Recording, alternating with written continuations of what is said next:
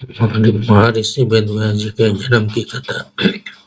प्राचीन समय में एक महान ऋषि थे जिनका नाम वेद व्यास था।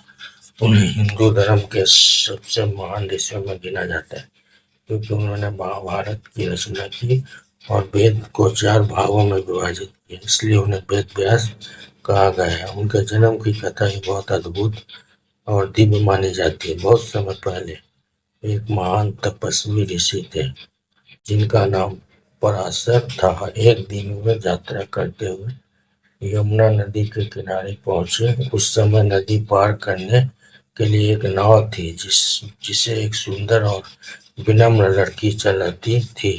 उस लड़की का नाम सत्यवती था। सत्यवती एक मछुआरे की बेटी थी और अपने पिता की मदद के लिए नाव चलाकर लोगों को नदी पार कराती थी।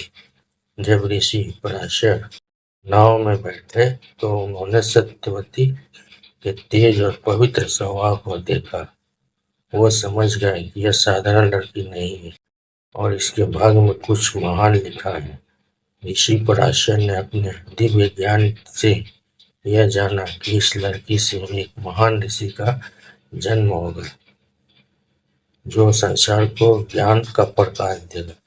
नदी के बीच में पहुंचने पर ऋषि पराशर ने अपने तपोबल से चारों ओर घना कोहरा कर दिया ताकि कोई उन्हें देख न सके। उन्होंने सत्यवती को आशीर्वाद दिया कि उसके गर्भ से एक महान ज्ञानी पुत्र में जन्म लेगा जो संसार में धर्म और ज्ञान का प्रचार करेगा। साथ ही उन्होंने यह भी वरदान दिया कि सत्यवती की सुगंध दूर दूर तक फैलेगी और उसकी पवित्रता बनी रहेगी। कुछ समय बाद उसी द्वीप पर एक बालक का जन्म हुआ। वह बालक जन्म लेते ही असाधारण तेज से चमक रहा था क्योंकि उसका जन्म नदी के द्वीप में हुआ था, इसलिए इसका नाम कृष्ण देवरायन व्यास रखा गया। बाद में वही बालक आगे चलकर वेदों को व्यवस्थित करने के कारण वेद व्यास के नाम से प्रसिद्ध हुआ। कहा जाता है कि जन्म लेते ही उस बालक ने अपनी माता से कहा कि जब भी उन्हें उसकी आवश्यकता होगी वह तुरंत आ जाएगा। फिर वह बालक तपस्या करने के लिए जंगल चला गया और बहुत कम उम्र में ही महान ऋषि बन गया।